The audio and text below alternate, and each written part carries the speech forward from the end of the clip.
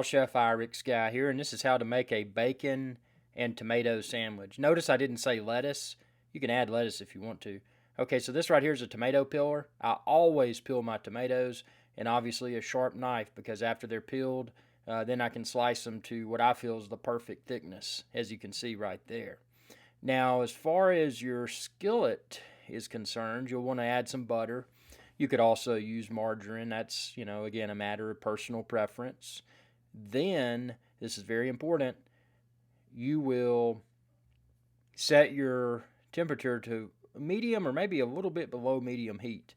If you have it too hot, it's going to burn the bacon, man. It's going to be nasty. As far as bacon's concerned, I like thick cut bacon. This is one of many popular brands. I either go with applewood or hickory smoked bacon. This is applewood. You can see how thick it is. Other bacon's just too flimsy, man. Too thin and flimsy. So when you start out, it's important to use some coated tongs like I use to flip my bacon. And the reason they're coated, they shouldn't scratch the cookware. And you can see I'll flip them periodically. That was after my first flip. This is not a race. You don't want to rush it, because if you do, you're going to get your temperature too high. You're probably going to damage your skillet, and you're probably going to burn your bacon. You're probably going to set off your smoke detectors. So just keep repeating the flip. As you can see here, I'm taking my time. I'm not in a rush.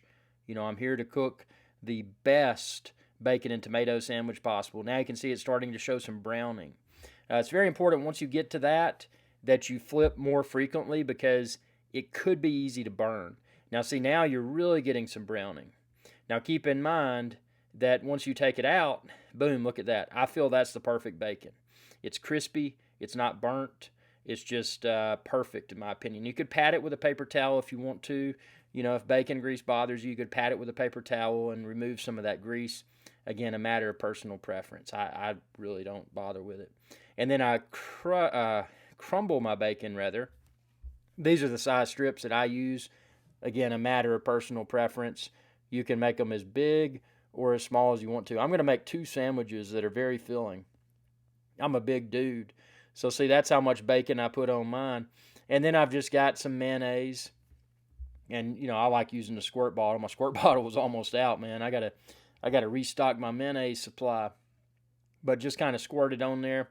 Likewise, you could get mayonnaise in a jar and get you a knife and, use that without a squirt bottle. But, I like using the squirt bottle. And then see, I'm just using my same knife that I used to cut my tomatoes. Obviously, after I finish this video, I'm going to put it in the dishwasher because it's touched mayonnaise. And then I'm going to do the same thing with the other piece. This is just standard white bread. Just got the cheap store brand white bread, man. I think that's the best kind. So I'm just going to, generously spread the mayonnaise across the white bread. Oh man, look at that. Oh yeah, looking good. Now this right here is extra. I did 2 tomatoes, but I'm probably not going to use all of them. See, I'm putting 1 slice there, and then I'm going to put 1 slice on the other one.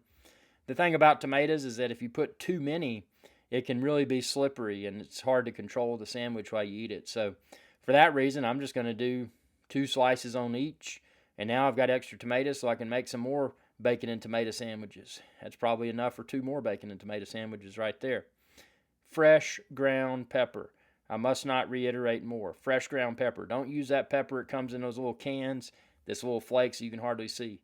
Fresh ground pepper. Look at that. Those big chunks of pepper. And it just makes such a big difference. Yeah, you got to use a pepper mill, but come on, man. If you're going to take the time to cook, use the good stuff. And then also, don't use iodized salt. Use sea salt. It's not expensive. You can find this sea salt, the peppercorns, the pepper mill, all the tools that I use. Expand this video's description and click the link there. But fresh ground pepper and sea salt, core ingredients.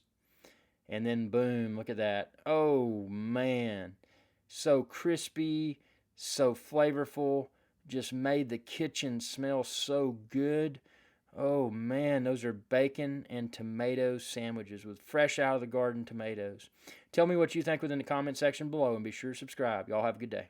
Hey y'all, Captain IrixGuy here. I hope y'all enjoyed this video. If you did, please be sure to subscribe. It's youtube.com /IrixGuy. And ring that bell icon when you do to be notified whenever I post another video. Thanks for your viewership, and y'all have a good day.